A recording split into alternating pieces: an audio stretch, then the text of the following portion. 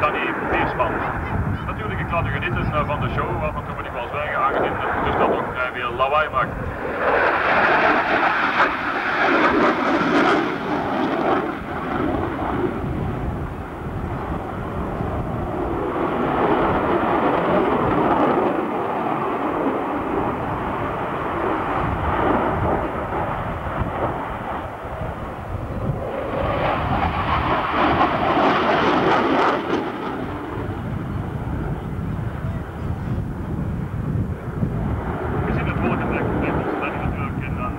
Show, maar toch zal hij erin slagen om de capaciteiten van dit toestel een beetje te tonen aan het public, zoals je hoort. Et au centre de la démonstration, voilà, Danny va commencer un virage de 360 degrés pour vraiment montrer même les capacités à basse vitesse de cet avion, le F-16. Il fera un 360 degrés à dans très courte distance.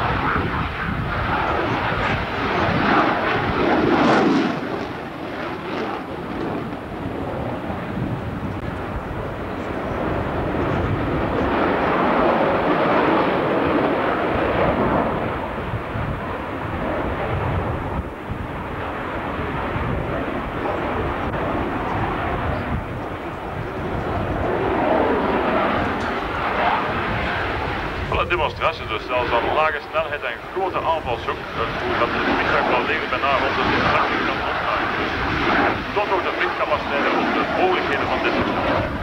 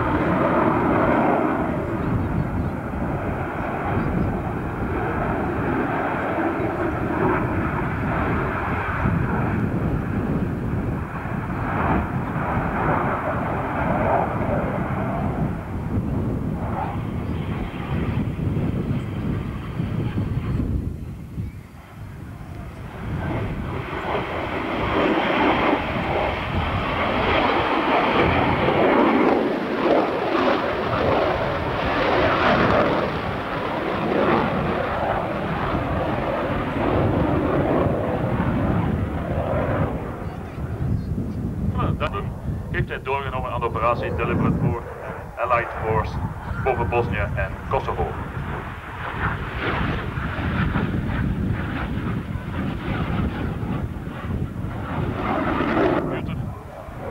Overgenomen. De computer houdt dan rekening met de atmosferische omstandigheden.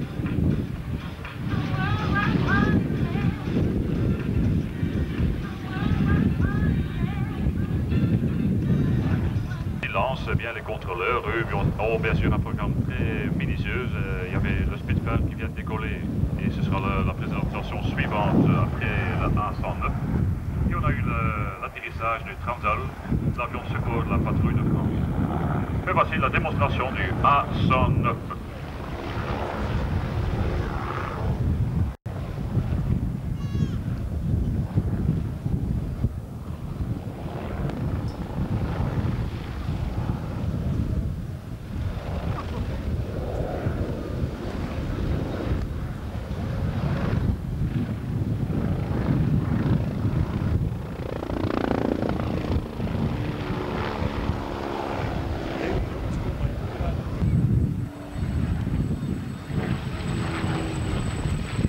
Deze Spitfire behorende aan een stichting binnen de Koninklijke Luchtmacht van Nederland. En een toestel dat uiteindelijk wel degelijk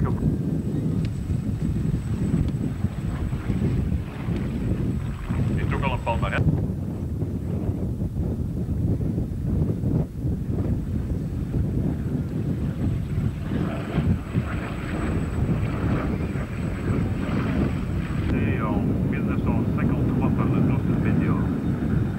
Même en Belgique, quand la force aérienne belge, notre force aérienne belge, on a bien sûr aussi connu les Spitfire.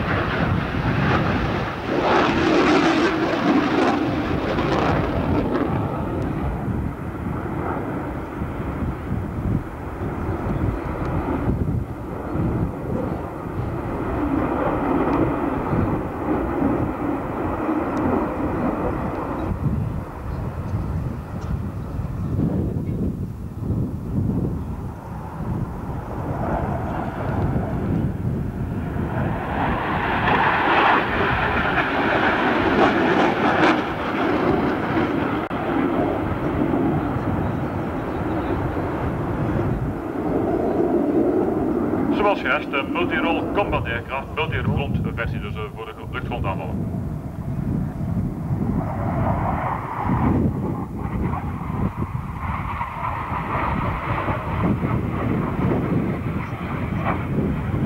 Te bereiken.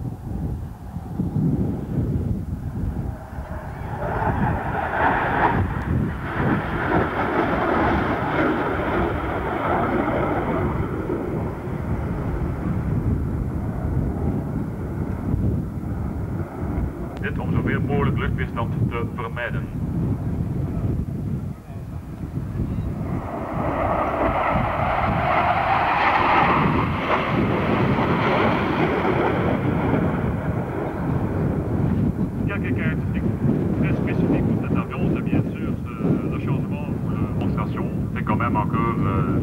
À peu près 200 km/h.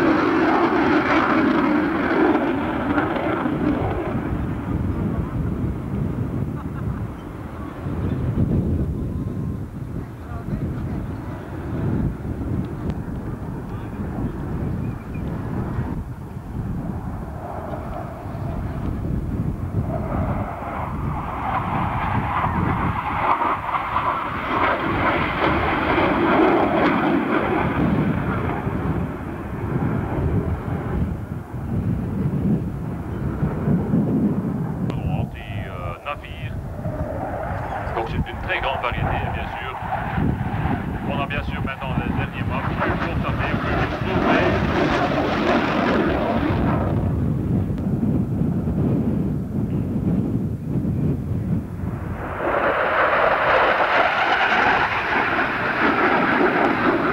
Bedogend aan hoge snelheid.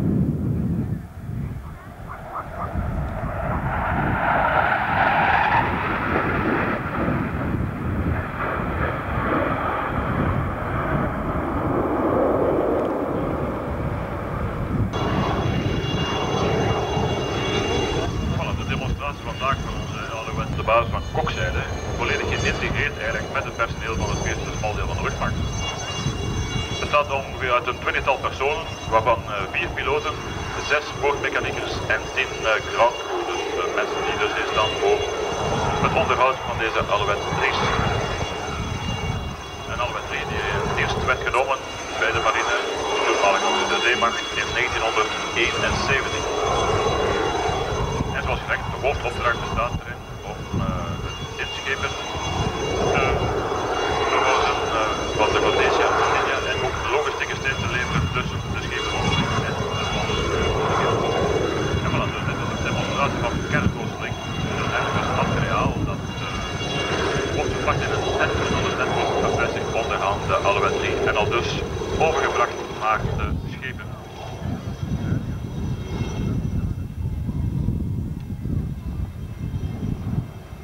Voilà, une des méthodes pour approvisionner les navires, c'est par méthode de cargo sling. En fait, on met du matériel dans un filet qui est attaché en dessous de l'hélicoptère, qui sont sortis comme on voit maintenant.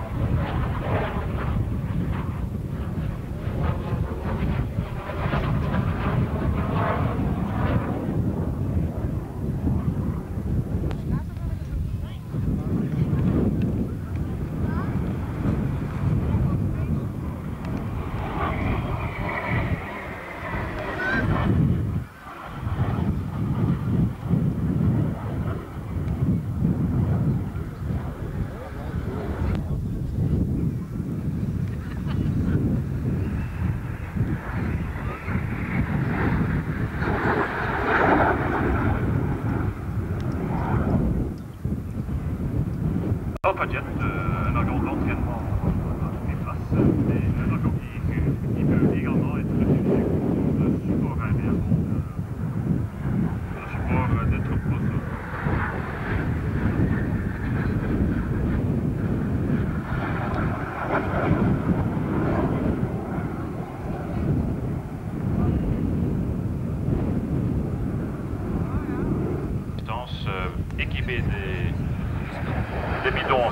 commentaire à l'extérieur de 2430 km.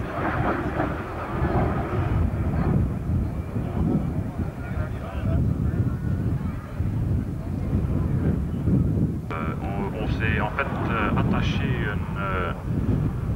un canon de 30 mm en dessous de l'avion,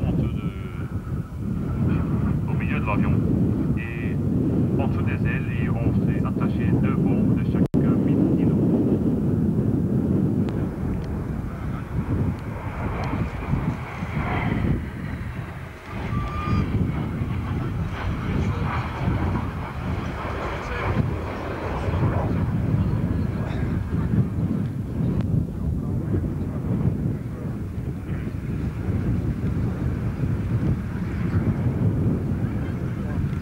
Het toestel, deze Alpha-jet van de Franse luchtmacht, ons vandaag hier voorgevlogen door de kapitein Thomas, is gestationeerd in Cazaux. Gebouwd onder Frans-Duitse samenwerking.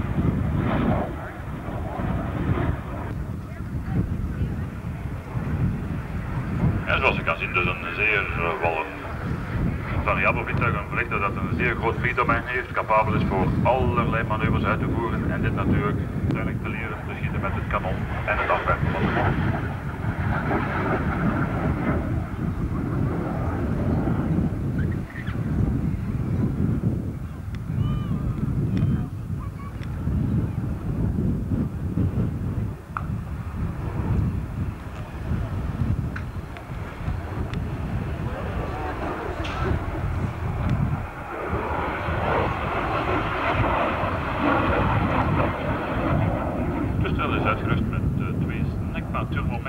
Larzak-motoren van elk 1350 kg stukkracht.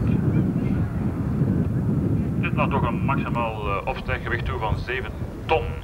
Een maximale snelheid te bereiken van 927 km per uur. En het hoogteplafond is 45.000 voet. Dus een kleine 15 km hoogte. Gezien de specialiteit van deze motor, vooral op grote hoogte, een zeer laag verbruik. En indien men dan het toestel uitrust met buitenboord tanks, heeft het toch een vliegbereik van 2430 kilometer.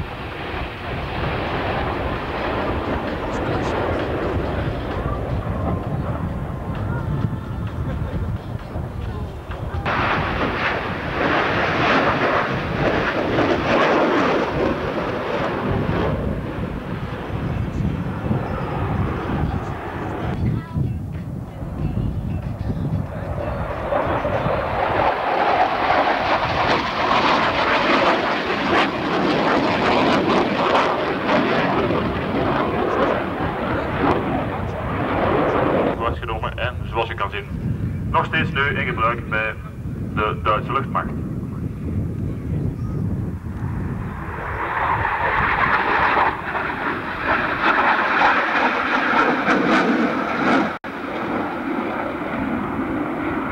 Wordt dus gebruikt voor overigens controluchtaanvallen.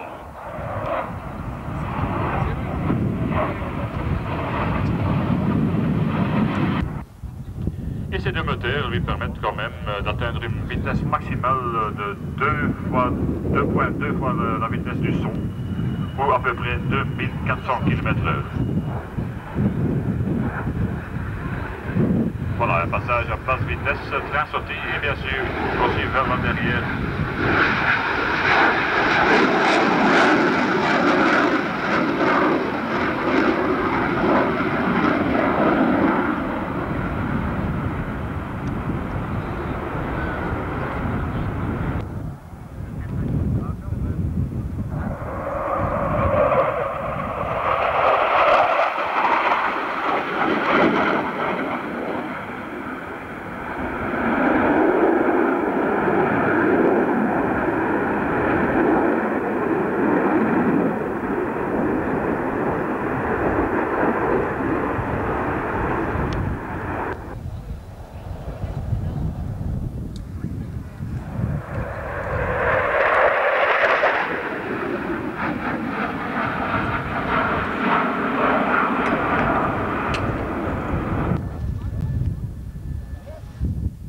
En dan dit om de remmen een beetje te besparen wordt er gebruik gemaakt van de remparachute.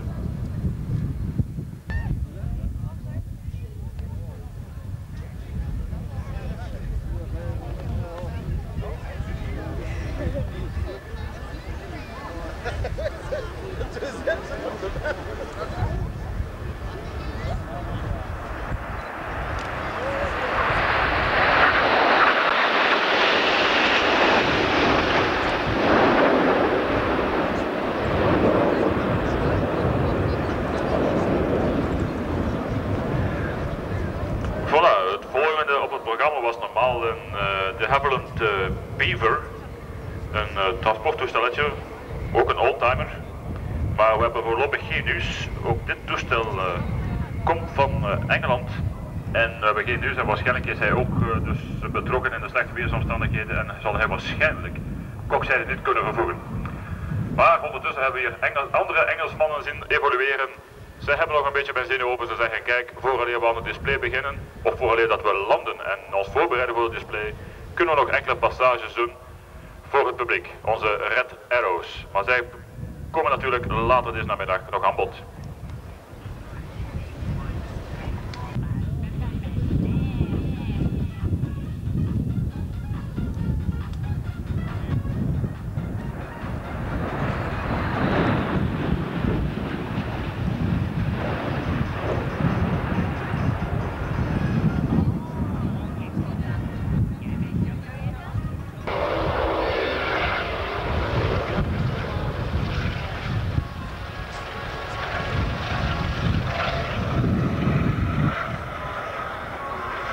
Take off.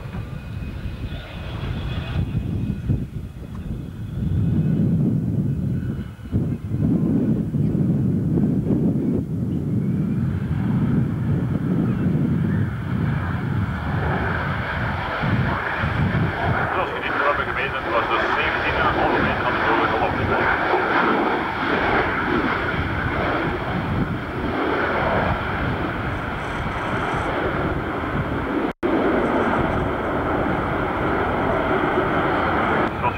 Goed zult zien is natuurlijk door het besturen van de uitlaatklappen, uiteindelijk uitgang voor de luchtspot. Ga ik even wachten.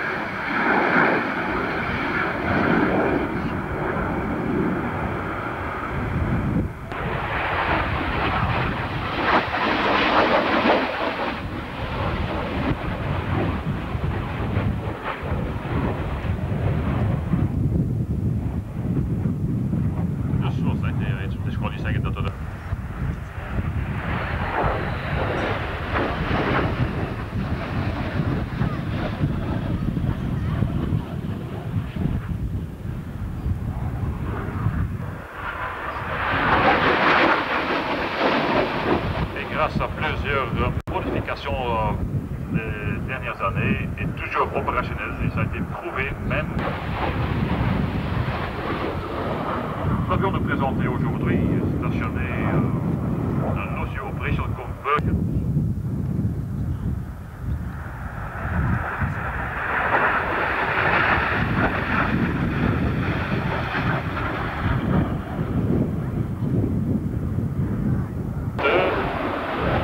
Réglé qui est normalement dirigé vers l'arrière, en repositionnant la sortie d'air vers le bas, il est capable d'arrêter l'avion et de voler en stationnaire. Ceci bien sûr grâce au moteur de Rolls-Royce Pegasus qui donne une poussée de 9560 kg. Uniek ook van de Harrier. Terug stationair vliegen en dan natuurlijk het publiek groeten. Zo van een klokslag met u in de omgaan. Dit is natuurlijk een landing. En terug opstijgen, dus beginnen we ook dat met de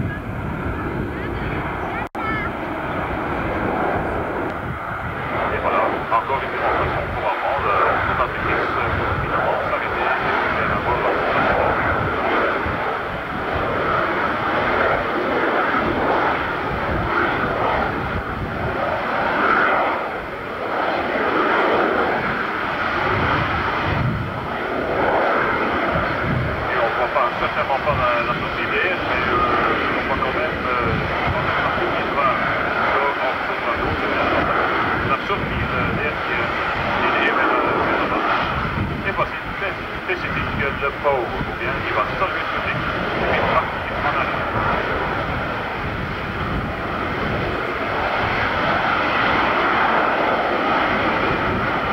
Voilà, kleine groep, neus naar beneden en dan val je dicht. Ik denk dat je maar gemakkelijk te brengen van het rijtje hier in de lengte af van de baan.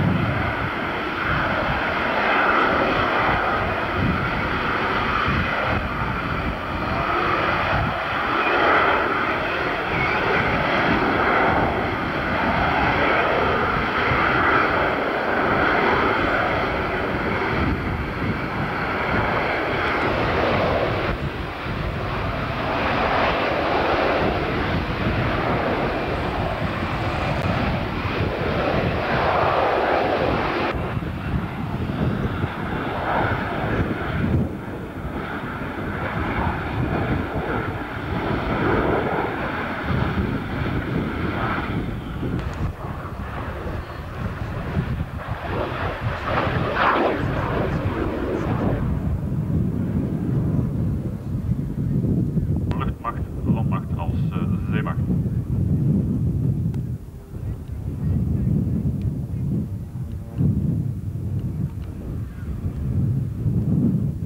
De Pilatus PC-7 uitgerust met een PT-6A turbine met een kracht van ongeveer 650 pk. La Marine et l'armée de terre. Le programme à cette école stationnée à Woensdrecht, en Hollande, consiste à peu près d'une quarantaine d'heures où les pilotes reçoivent une formation générale, c'est-à-dire une formation programme dont on parlait quand on a eu la présentation de Jean-Charles sur son Fouga. Les pilotes sont envoyés à Shepard Air Force Base au nord du Texas pour continuer leur formation militaire de pilote. Ce programme Euronato Joint Jet Pilot Training, situé à Wichita Falls, au nord du Texas. Les pilotes volent sur T-37, Cessna T-37, suivi par une formation sur Northrop T-38.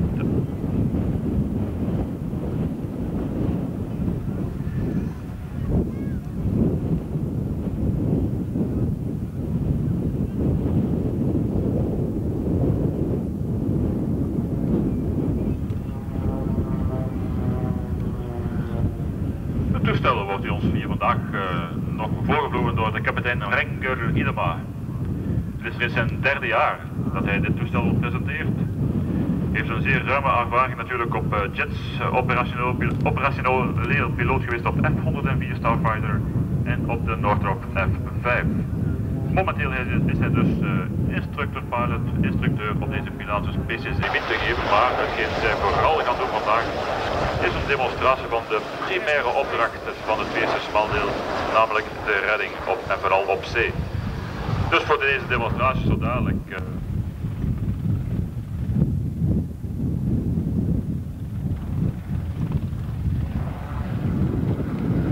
appelé Flight Heli lors de sa création en avril 1961. Cette unité est rebaptisée en octobre 1974 de son nom actuel, 40e SKT Heli. Avec sa devise OD Alerta, risque ce qui doit l'être, ce qui correspond exactement à la philosophie de ce service de sauvetage.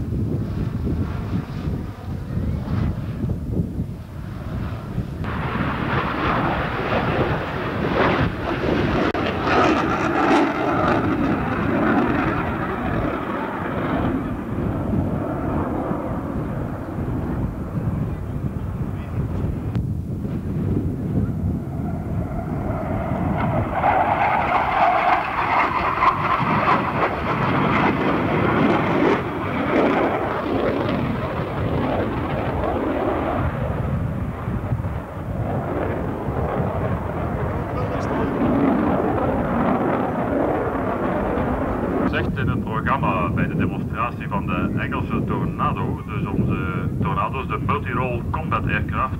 Dat is een gevechtsvliegtuig gebruikt voor meerdere doeleinden.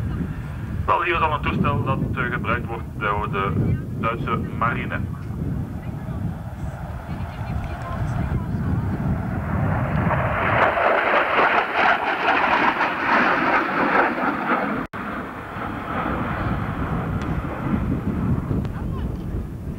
Voilà, kijk nu goed, de doorvlucht aan trage snelheid. De vleugels zijn naar voren geplooid, ze staan op 25 graden.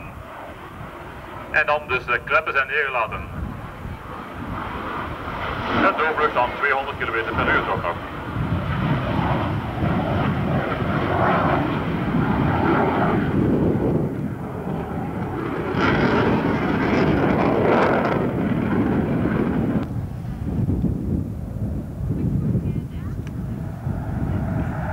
Doorvlucht op de rug en ik kijk naar de vleugels, dus de 45 graden stand.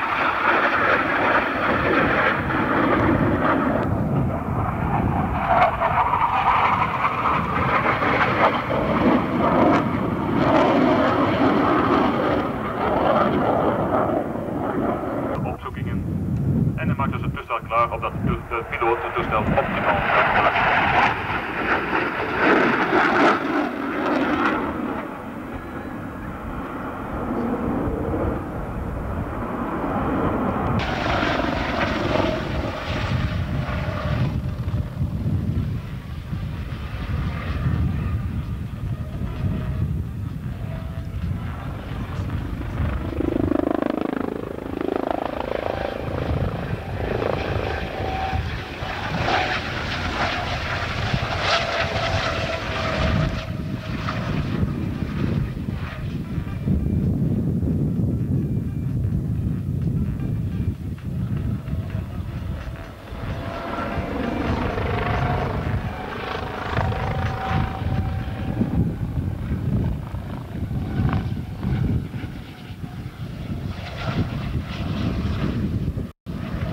Voilà, dan nu een demonstratie van de kinderen. En hij is nu te werk gesteld in Noordzee Helikopters Vlaanderen. Het is natuurlijk, zoals je kan zien,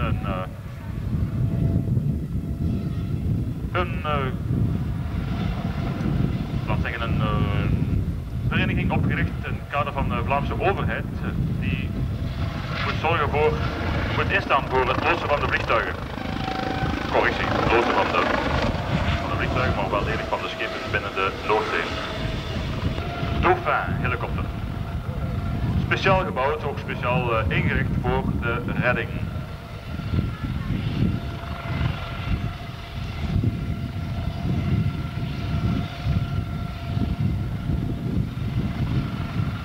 De primaire opdracht van deze helikopter die we dus nu momenteel voor ons zien is wel degelijk het beloodsen van schepen.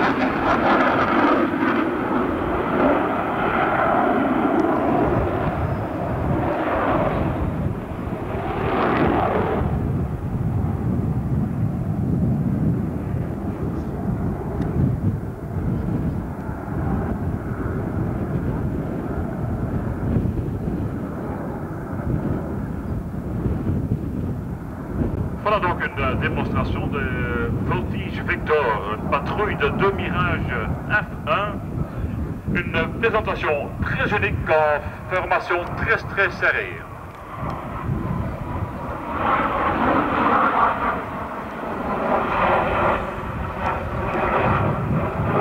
Capitaine Thomas.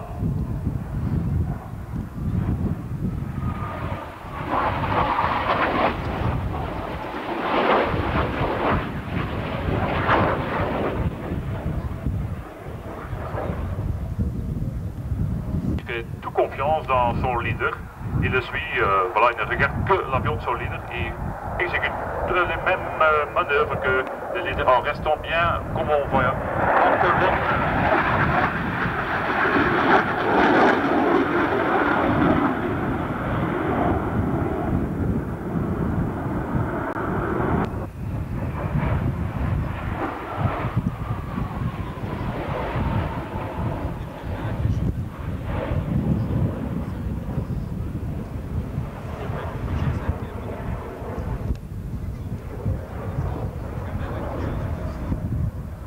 Voilà, un tonneau barriqué.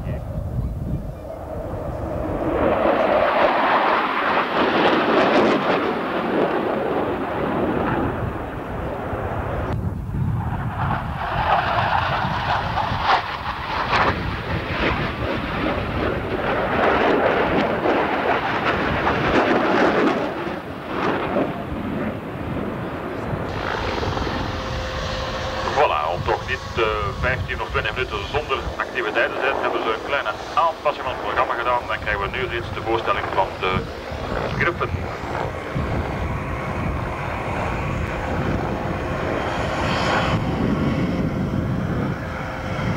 School van Defensie, Search and Rescue Training Unit, dus het opleiden voor de search, opleiding en opsporing en redding. Uiteindelijk dus een opleidingseenheid voor de toekomstige.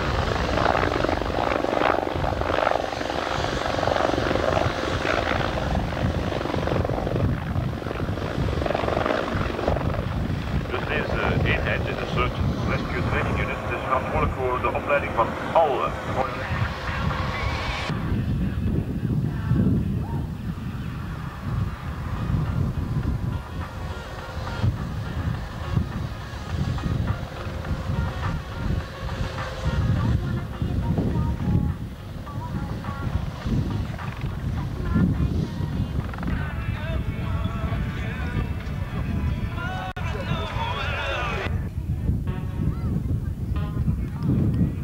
Voilà, na een groot moment van stilte, helaas dus ten gevolge van de wind, hebben we hier toch nog een doorvlucht van een PC-3 Orion.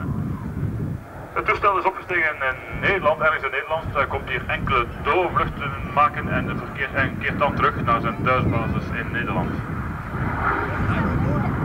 Donc la reconnaissance au-dessus de la mer et la lutte contre les sous-marins. L'avion peut être équipé de 9 tonnes d'armement, de différentes sortes de torpédos, de mines et de bombes à explosion en dessous de la mer. Donc 9 tonnes de chargement.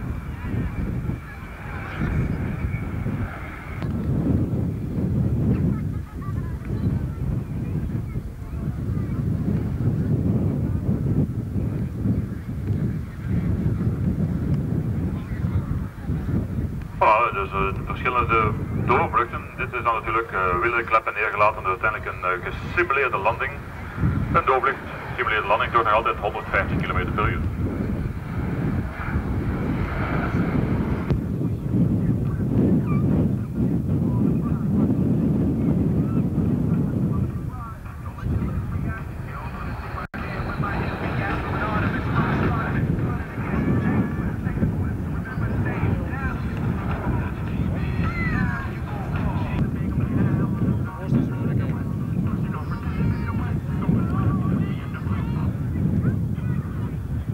En dan nog zeer onverwacht, uiteindelijk zijn we hier toch geraakt, hebben we dus een overvlucht van enkele toestellingen van de Battle of Britain Memorial Flight. En uiteindelijk in de vlucht dan kennen we, ik moet zelf kijken, dus een Lancaster, een Spitfire en de Hurricane.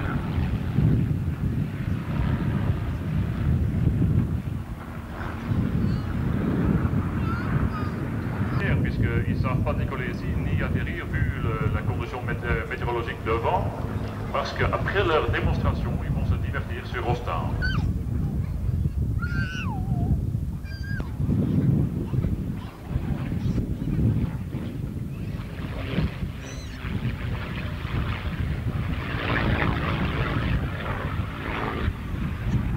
Voilà, dus ik heb ook geen programma dat ik moet samen. Voilà, en de twee contrasten, dus hebben we nu de Spitfire die omhoog gaat en de lage doorvlucht van de Hurricane. Dus de twee broeders van de Tweede Wereldoorlog op het gebied van jachtvliegtuigen.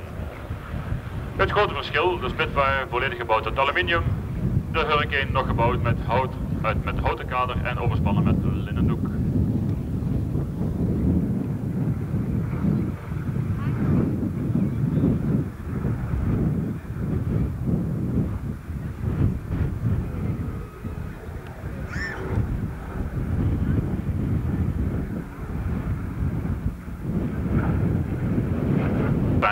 Et voici un Hurricane 2. En fait, l'avion même.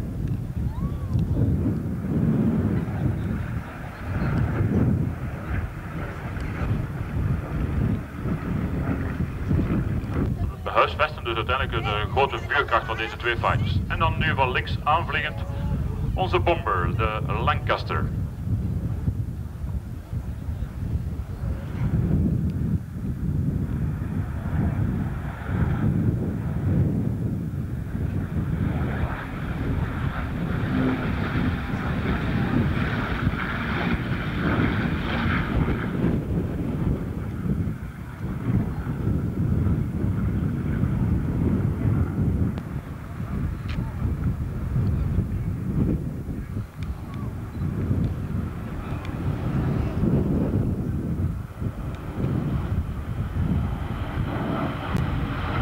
En kijk goed, je ziet nu dus wel onder het buik van het vliegtuig, de bomdeuren zijn opengelaten, dus uiteindelijk heeft een overzicht van het aantal bommen dat dit toestel kon meenemen. Uiteindelijk een normale gewicht, dus leeg gewicht is 16.000 kilogram. En geladen 30.000, uiteindelijk kon hij dus een nuttige lading meenemen aan bommen van 10 ton. En zelfs in het waarde te krijgen, want deze Lancaster is een van de twee toestellen die in de wereld nog vliegwaardig zijn.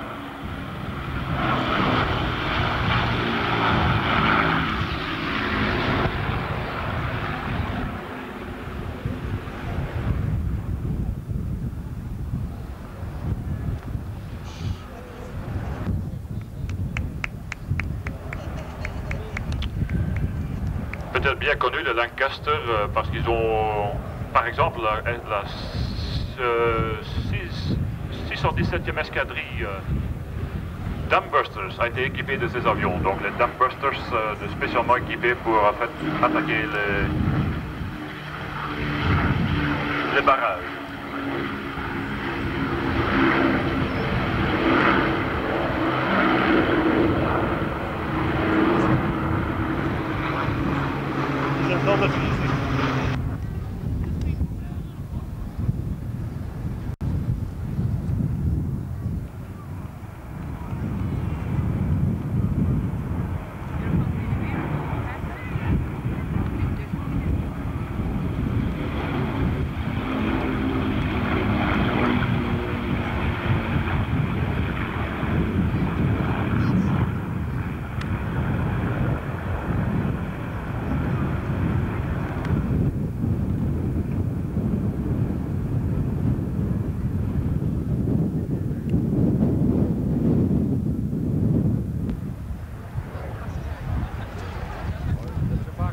Beaucoup de vent de travers aujourd'hui à Coxide et c'est donc un décollage individuel, rassemblement en formation diamant. Zoals je ziet, dus één voor één opstijgen en het principe high-low-high. Dus leggen dus naar beneden, gaat heel snel omhoog. Premier passage public et ils vont passer en formation grande flèche, fumée couleur bien sûr. Allez, grande flèche, c'est parti, fumée couleur pour le premier passage public de la Patrouille de France 1999. Voilà, dus de specificiteit van uiteindelijk grote patrouilles. Ze waren in diamantformatie en dus zeer snel overgegaan in de grote pijlformatie met de nationale driekleur.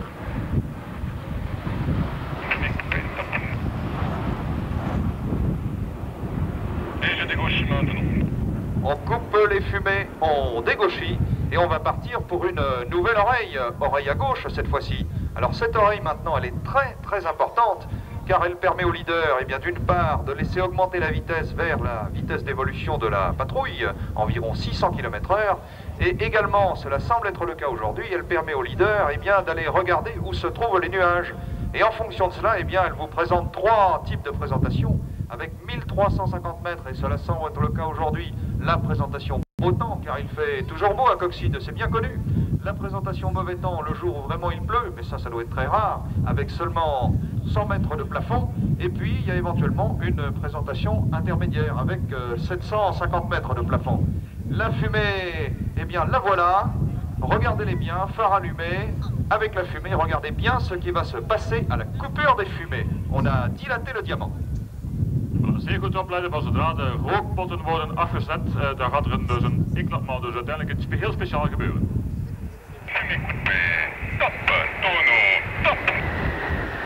Et voilà un tonneau simultané des 8 Alpha Jet.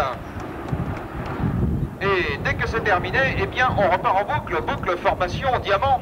Ce diamant qui est la formation de base de la patrouille de France, et on lui fait tout faire à cette patrouille, comme cette boucle. Et ce virage à gauche dans la descente.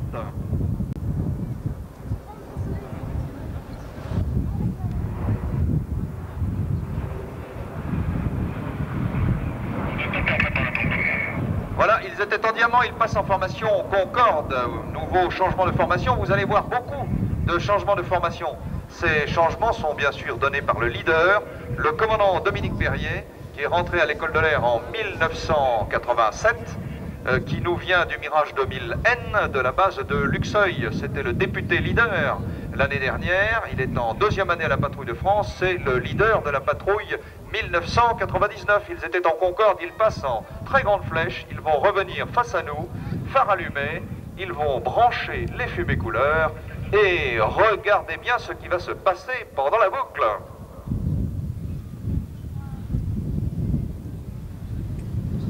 Voilà, zoals je gezien hebt, was een mooie formatie. Je kon duidelijk de Concorde herkennen, maar ze zijn overgegaan in de zeer grote pijlformatie. We gaan opnieuw in een looping en dus kijk goed wat er gebeurt in de looping.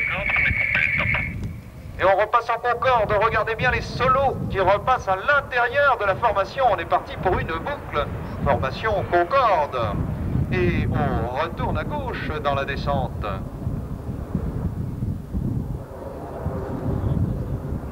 On tourne à droite maintenant pour un nouveau passage public, formation Concorde.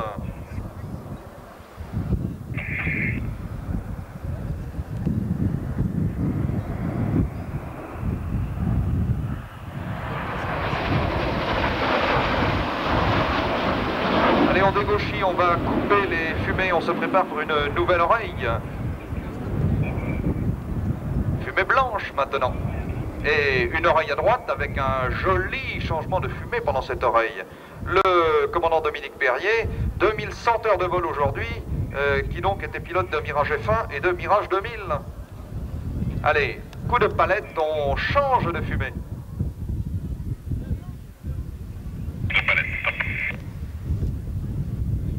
Et oui, vous l'entendez le leader, il a ordonné ce coup de palette qui change la couleur des fumées. On cadence, on va revenir face à nous. On repasse bientôt fumée blanche.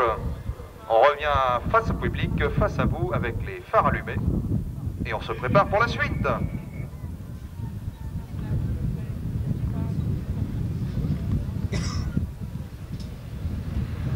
Allez, on y va pour un trèfle maintenant. C'est parti, comme pour une boucle, on arrive à 100 mètres du sol, à 600 km/h, et on tire 4G. Et on tourne à droite dans la montée. En diamant, fumée blanche, trèfle, on est parti à 100 mètres du sol, on se retrouve là-haut à 1200 mètres, à 300 km/h. Allez, et on descend, on commence à tirer, on cadence, on tire, 4G, 4 fois son poids. Et quand on sait que ça revient, pendant 30 minutes, on comprend pourquoi les pilotes, il faut qu'ils soient en bonne santé.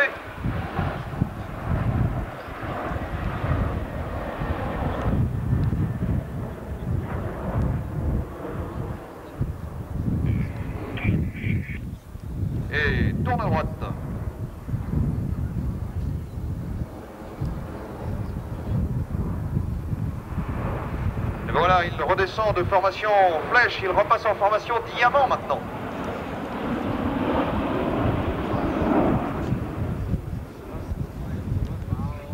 Allez, il y a tellement de vent là, vous voyez, ils sont obligés de s'éloigner un petit peu pour remonter le vent. Jolie barrique des équipiers extérieurs. Et maintenant, on regarde bien ce qui va se passer au niveau du charognard. Le charognard, c'est cet avion qui suit le leader, le numéro 4. Regardez, il suit le leader, il mange ses déchets, le fumigène, c'est pour ça qu'on l'appelle le charognard. Et puis, il espère être le leader un jour. C'est le capitaine Yves Girard, eh bien, il a fait une exception, vous voyez, il s'est laissé reculer et la patrouille a adopté la formation losange. On va bien le suivre, ce charognard, et on va voir ce qu'il nous fait dans la boucle qui va suivre. Cette année, le charognard, c'est le capitaine Yves Girard. Il vient de Nice. C'est Gigi, et oui, c'est Gigi le Niçois. Ils reviennent sur notre gauche légèrement. Ils vont partir en boucle et regarde bien ce qu'il nous fait, ce charognard. Et c'est parti, boucle fumée blanche. Regardez bien ce charognard. Il repasse en diamant, et regardez bien, il passe, et oui, il a encore réussi son coup. Bravo Gigi. Il est repassé entre les deux solos. Distance de passage entre les avions, entre 2 et 3 mètres. Et on tourne à droite dans la descente. Voilà, dus de kwaliteit van zo'n patrouille is dus uiteindelijk tijdens het uitvoeren van een manoeuvre, zodat er zeer snel en vlot van formatie wordt veranderd. Dat is de kwaliteit van patrouilles. Eh bien, elle revient pour un passage public en formation flèche. Regardez bien les deux solos qui se sont positionnés derrière le charognard. Passage public en couleur, bien sûr.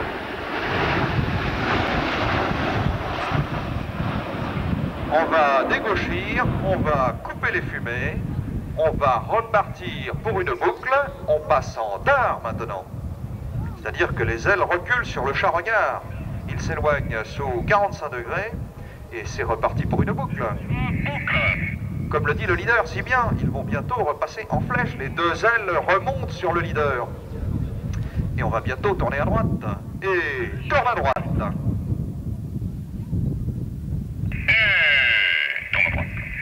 Tourne encore. Tourne encore, j'accélère le tour. Tourne toujours. Tourne toujours. Fumée coupée, top. Fumée coupée, top. Vous voyez le leader, eh bien c'est comme un véritable chef d'orchestre. Toujours les mêmes ordres au même moment.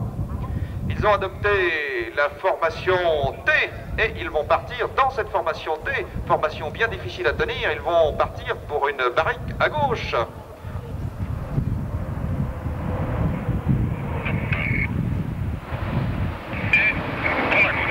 Allez, c'est parti pour le tonneau barriqué à gauche. La difficulté pour le leader consiste à maintenir un taux de roulis constant et surtout à permettre à ses équipiers dans cette formation eh bien, de rester en place. Équipiers qui tournent à la tête de 90 degrés à droite du leader. Ils sont en première année. Le capitaine Lionel Fricker, le numéro 2, qui nous vient du Mirage F1 à gauche du leader. Le numéro 3, le capitaine Jean-Marc Matteo, c'est le beau Théo, qui vient également du Mirage F1 qu'il présentait l'année dernière. On repasse en Concorde maintenant. Dat was dus een tonrol in de T-formatie. T, dus een zeer moeilijke formatie, want uiteindelijk de eerste 5 vliegtuigen vliegen heel mooi opgelijnd naast elkaar. Voilà, kijk goed, de formatie gaat zich volledig op de rug draaien, behalve de leader natuurlijk. 2 Alpha Jet sur le dos. 5 Alpha Jet sur le dos. 7 Alpha Jet sur le dos. Et oui, bravo la patrouille de France. Voilà, prachtige formatie, maar dan wel gevlogen op de rug door. Allez, on repasse sur le ventre et on termine par une jolie barrique inversée des équipiers extérieurs. Et c'est reparti pour une boucle. Allez, on reprend la formation Concorde. Et bien cette figure, seule la patrouille de France l'exécute. On se doute bien que les autres sauraient le faire, mais jusqu'aujourd'hui, eh bien, seule la patrouille de France exécute cette figure. Eh bien, la patrouille arrive maintenant à un moment important de sa démonstration. Elle est là en ce moment sur notre droite avec de jolies traînées de condensation. Elle va revenir face au public pour son éclatement intermédiaire. Elle repasse en formation, va revenir face au public pour l'éclatement intermédiaire de la patrouille de France. Zoals je ook kan zien, de formatie vliegt af en toe een beetje langer rechtdoor weg van het publiek. Dat is gewoon om dus te corrigeren voor de wind. Dus de toestellen worden naar het publiek toegewaaid. We hebben natuurlijk strenge veiligheidsregels. En af en toe moeten zij natuurlijk dus correcties uitvoeren om zich niet te kort naar het publiek te laten toewaaien. Dus vandaar deze wegvliegen. Maar hier komen ze dan voor hun eerste uiteenspanning. Dit pour un éclatement intermédiaire en de top canon. Éclatement. Top et top. Et c'est parti, éclatement intermédiaire de la patrouille 1999. Séparation des deux solos accompagnés des numéros 5 et 6. Maintenant le rythme du spectacle va changer. Ce sera la partie synchronisation, non plus 8 Alpha Jet en patrouille serrée, mais 4 Alpha Jet, test de rapprochement 1200 km/h.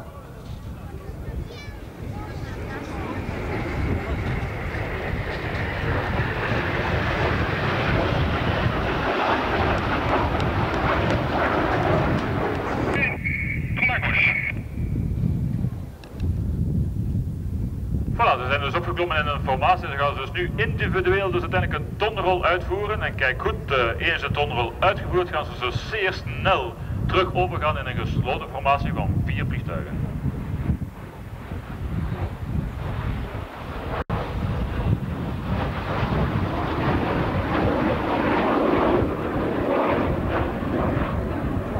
Qui totalise 3600 heures de vol. Voilà pour un croisement d'eau. Attention et top.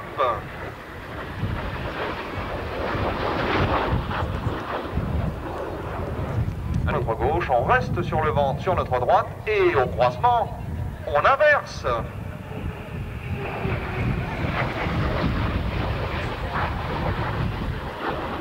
Dus rechts vooraan aanvliegen, dus individuele tonrollen van de formatie van 6. Voilà, joli effet de fumigène. Et bien, dès que c'est terminé, on se rassemble formation diamant et on repart en boucle. En fumée blanche.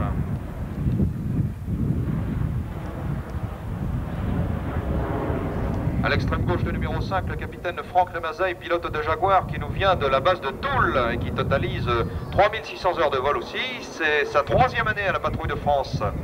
À l'extrême droite de la formation de ce diamant, le numéro 6, le capitaine Claude Espinet. 4300 heures de vol, pilote de Mirage F1.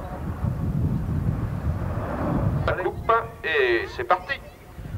Deuxième solo passe sur le dos, on effectue un demi-tonneau. On repasse sur le dos. Et enfin, flip-flap pour sortir.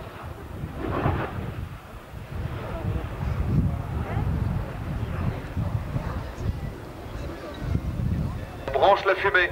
On va commencer par une jolie barrique des équipiers intérieurs. Attention, c'est parti. On a 3 et 300 pieds. Barrique top. Allez, jolie barrique. Mise aux tranches. Voilà, regardez bien les extérieurs sur la tranche qui tiennent en formation serrée sur le leader. On ressort, on se remet les ailes à plat et on termine par une jolie barrique des extérieurs avec une oreille à droite dans la foulée. Een zeer fantastische doorvlucht. Uiteindelijk dus 3 manoeuvres in 1 passage. Dus de 2 buitens die de tonrol uitvoeren. Dan 2. Nouveauté à droite, c'est parti pour le tonneau à facettes des 2 solos et tour. On cadence, formation diamant à 6 et on va partir pour une nouvelle boucle.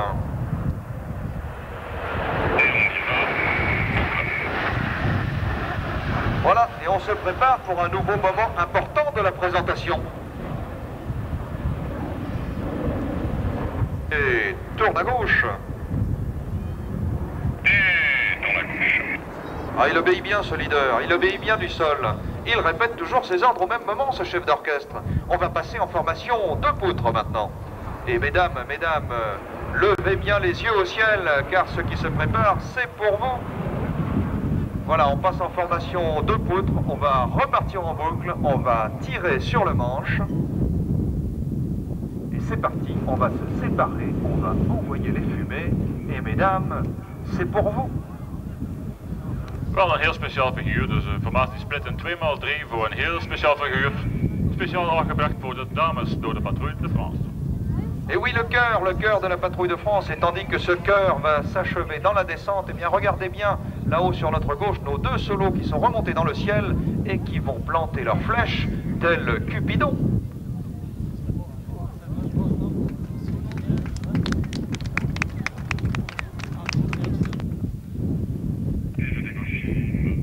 Jolie fumée bleu, blanc, rouge dans le ciel de Belgique et ça va partir. Pion droit 3-5.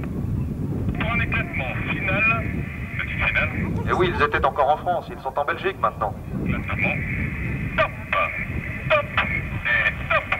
Éclatement final de la patrouille de France 1999. Bravo la patrouille!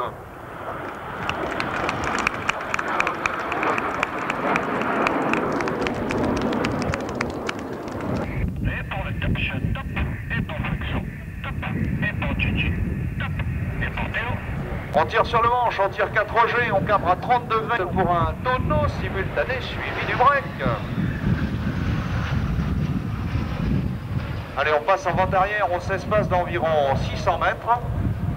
On se prépare pour l'atterrissage. Korte geschiedenis geschetst. De reddero's die ontstaan zijn in 1965, maar voor dit waren natuurlijk alle squadrons hadden zo'n beetje hun eigen patrouilles. Maar officieel is opgericht 1965 deze Red Arrows. Diamond 9.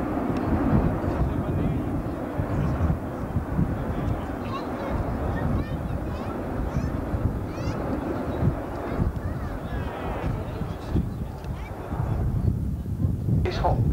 Seen over 20 years of faithful service with the Royal Air Force.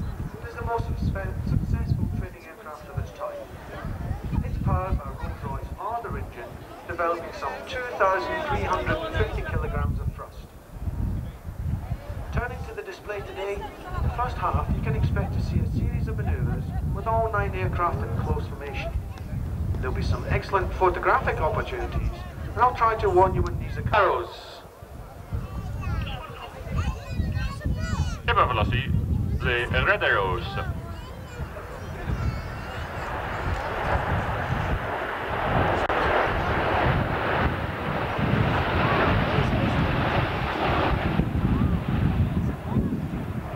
Having arrived in Big Battle Review, the formation now reverses the turn and is just about to change into 9-arrow formation.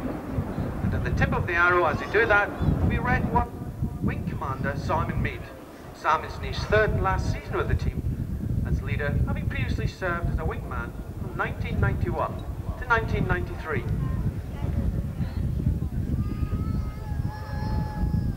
There you are, 9 arrows forming. To Simon's immediate right is Red 2 Flight Lieutenant Jim Provost. Jim's also in his first year with the team, and he previously flew the Harrier GR7.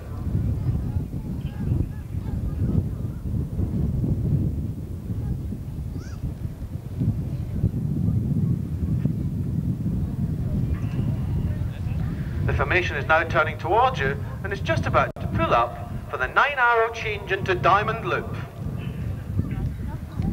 Voilà, dus zoals gezegd, dus tijdens het uitvoeren van manoeuvres kijk goed hoe dat ze snel van formatie veranderen.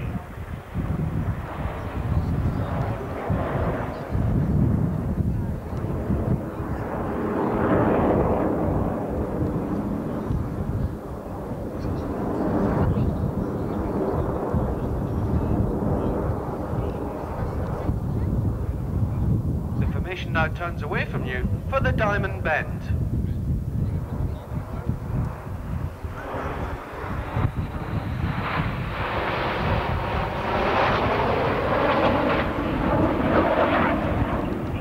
Still in Diamond, watch how the stem appears to move forward to form Concorde. And right at the back of Concorde, representing the 4 large engines, are Reds 8 and 9. On the right is Red 8 Flight Lieutenant Ian Smith. Ian's in his 3rd and last season with the team, and he previously flew the Jaguar. To his immediate left is Red 9 Squadron Leader Gary Waterfall, also in his 3rd and last season with the team, and he previously flew the Harrier GR7. Formation now turns towards you, trailing blue smoke this time for the Concorde Bend. Voilà, doorvlucht in de Concorde-formatie.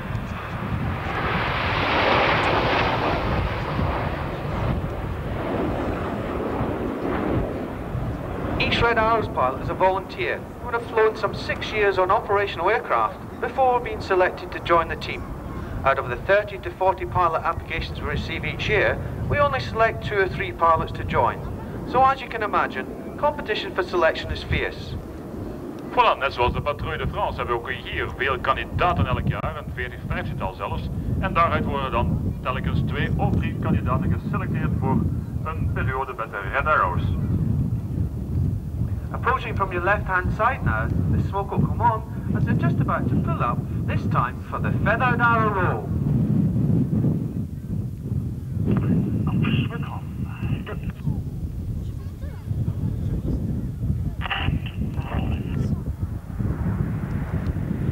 Je hoort wel degelijk de korte instructies van de leider, dus zodanig dat iedereen natuurlijk goed weet waar we aan toe zijn. Denk in het programma wel van buiten, maar toch telkens die korte instructies van de leider, dat geeft hen dus een vertrouwen, ze weten wat ze mee bezig zijn en dan kunnen ze alles mooi volgen.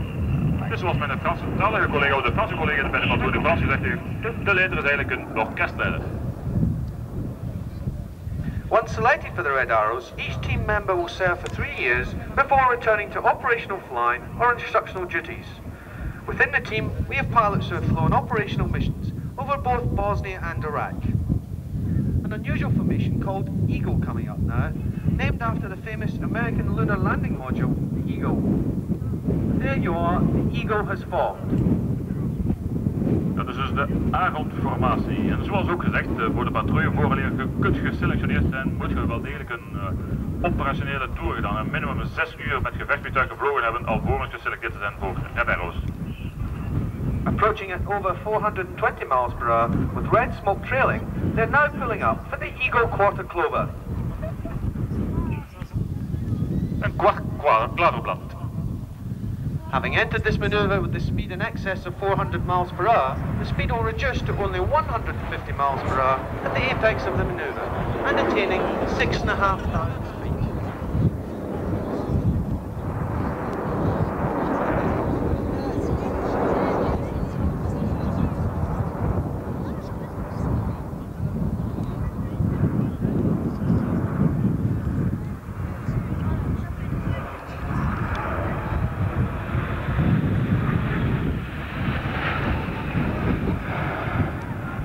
Another unusual formation, Gold Delta, coming up now, which entails 5 aircraft flying a line abreast. This is undoubtedly the most difficult formation for a pilot to fly. And working hardest on the outside of this formation will be the 2 wingmen, Reds 4 and 5. On the extreme right of the Delta is Red 4 Flight Lieutenant Andy Evans, and is in his 2nd season with the team, having previously flown the Jaguar. And on the leader's extreme left is Red 5 Squad Leader Andy Lewis, also in his 2nd year with the team, and he previously flew the Harrier GR7.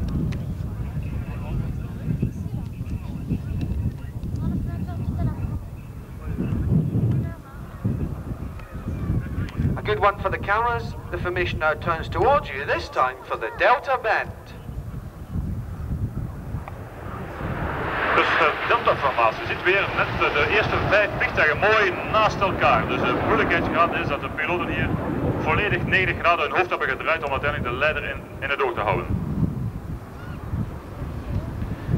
The formation is now repositioning before changing into another unusual formation called Big Vixen, named after the famous carrier-borne fighter of the 1950s, the Sea Vixen. Dus we gaan over in de Vixen-formatie, dus uiteindelijk voor de naam van het vliegtuig de Vixen. And as they do that, to Simon's immediate left is Red 3 Flight Lieutenant Mark Cutmore. Mark's in his 1st year with the team, and he previously flew the Jaguar. Returning from your right-hand side now, the formation are just about to pull up as the smoke comes on for the Big Vixen roll.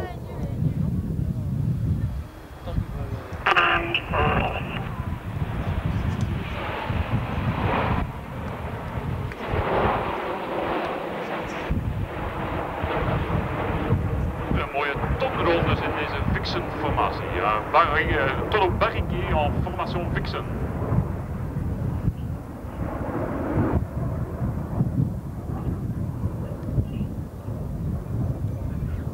Formation is now changing into 9 Arrow before going back into Diamond.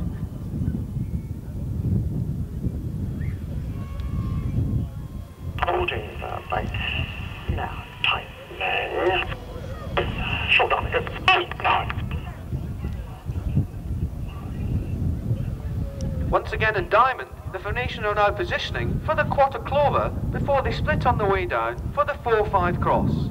In And this is where things will get even more exciting now, as the two sections I mentioned earlier, Enid and Jippo, will separate. Oké, ze komen aanvliegen, gaan dus een kwart klapverlief beginnen, maar in het uitkomen, dus in de daling van de klapverlief, of het klaverblad, gaan ze dus de formatie splitten in een 5-4 formatie.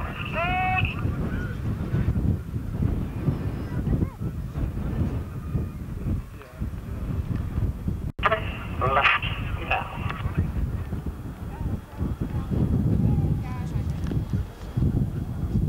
Dus ze starten zoals een loop, eens 45 graden naar zo, draaien ze 90 graden om uiteindelijk een kwart klaverblad te beschrijven. Jippo section backs off and goes to your right, whereas Enid, the famous 5, are now on your left.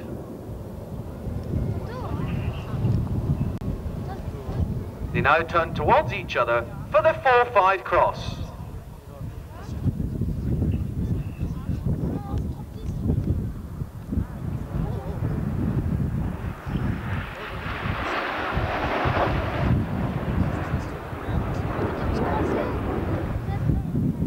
But keep your eyes on Enid off to your right-hand side now. They'll pull up into a steep wing over before repositioning to return an inverted V formation. Okido, we houden dus nu de rechtse formatie, dus de formatie van 5 vliegtuigen in het oog. En zitten in een Vixen V-formatie. Once lined up with the display line, Simon will order his 4 wingmen down to form the inverted V. Voilà, ze komen dus nu aanvliegen en ze gaan dus de leader gaat dus de 4 wingmannen doen overgaan in een rugvlucht. Ze gaan dus een passage maken op de rug, behalve de leider natuurlijk. Slightly on ground on Greenwich. Tally. There you are, Simon's ordered his 4 wingmen down, and the inverted V is forming. But look to your left now and you'll see Grady as he charges at over 500 miles per hour to gust the formation approaching from your right.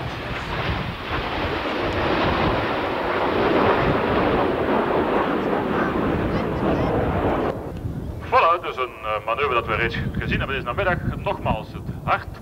En dan zoeken we natuurlijk nog naar nummer 9, die dus de pijl door het hart zal trekken. Daar is hij dan.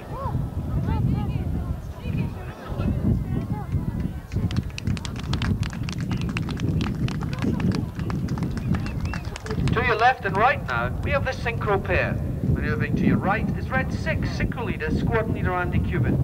Andy's the third and last season with the team, having previously flown the Jaguar, the aircraft that is over 3,000 hours on type. Accelerating hard towards each other at a closing speed in excess of 1,300 kilometers per hour, synchro approach for the opposition barrel and the close pass.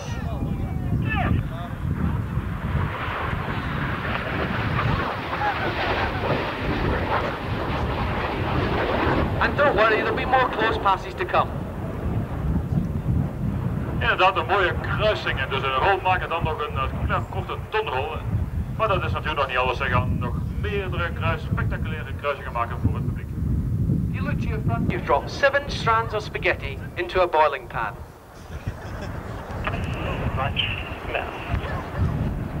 Oké, let goed op. Bij het uitkomen van dit manoeuvre hier gaat er dus een split komen van de 7 vliegtuigen. Zeer spectaculair.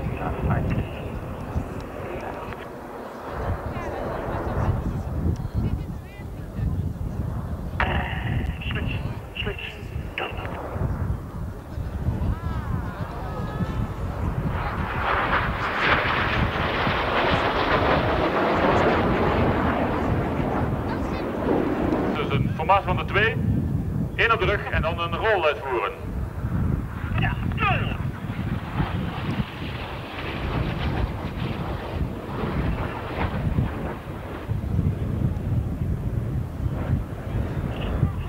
The coloured smoke comes on as each aircraft follows the leader as he pulls up for the caterpillar. Nou, hier gaan ze dan dus mooi in de line-abreast formatie. De line-abreast wil zeggen dat ze het vliegtuig mooi opgelijnd blijven met de lengteas van het vliegtuig van de leider.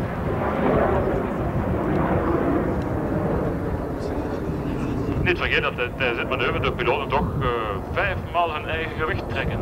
Dus 5 G-stonnen gaan.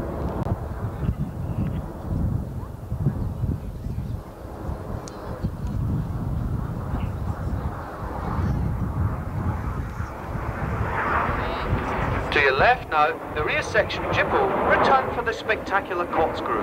Reds 7 and 9 will counter-rotate around the smoke left while Reds 6 and 8. And hopefully you'll see why we call it the corkscrew.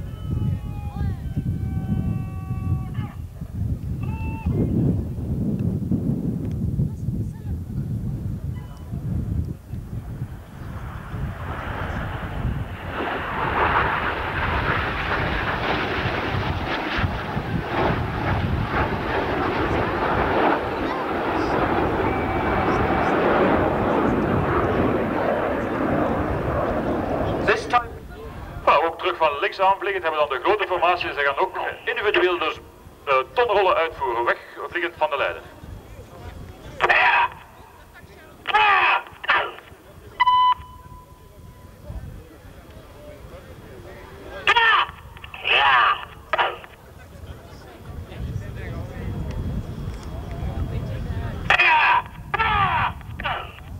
Niet ongerust zijn, wij worden hier niet ziek, dat zijn gewoon de instructies van de leider aan zijn wingmans.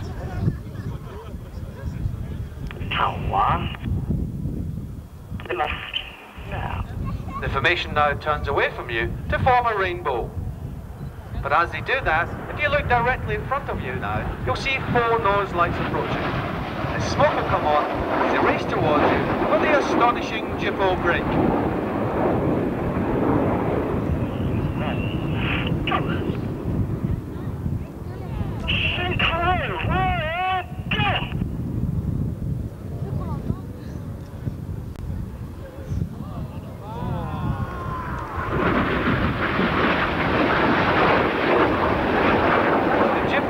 Once again leaves us with a synchro pair to your left and right. To your left this time is Red 7 Synchro 2, Flight Lieutenant Dickie Petounis.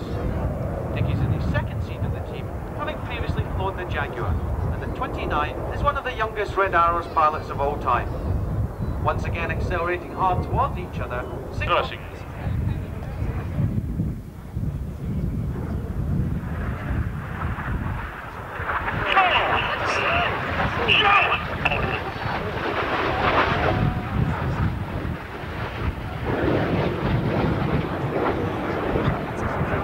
The coloured smoke is on as each aircraft follows the leader as he rolls for the twizzle. De manoeuvre niet te vertalen, de twizzle.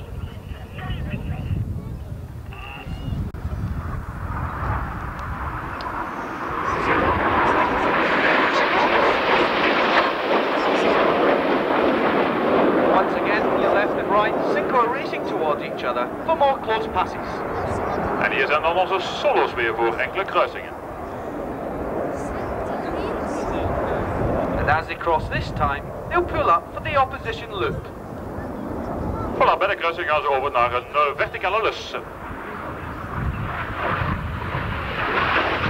Pulling around 7 times the force of gravity here, let's see how close they can get to each other over the top.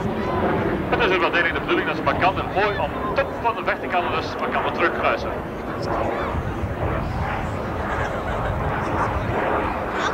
And again on the way down.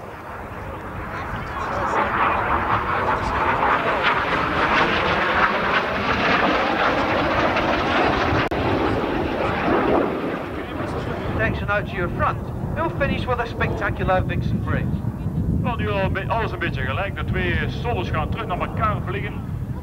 En elkaar kruisen met de rolls. En ondertussen gaat de grote formatie ook nog een verticale lus uitvoeren met een split.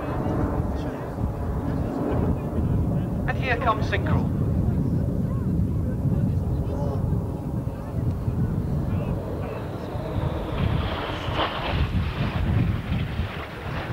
Ladies and gentlemen, once again may I present the 1999 Red Arrows.